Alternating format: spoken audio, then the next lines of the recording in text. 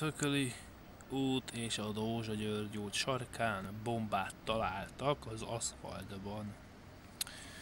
Kint van a tévé, a rádió, a katonaság, a rendőrség, a mentő, a BKK-tól mindenki.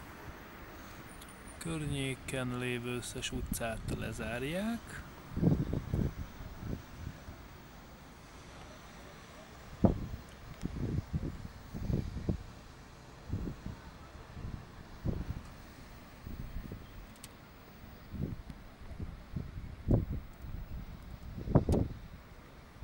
A bomba ott van a földkupacnál, középen.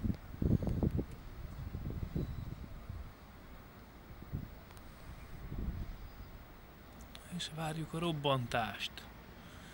A kiürítési terv már folyamatban van.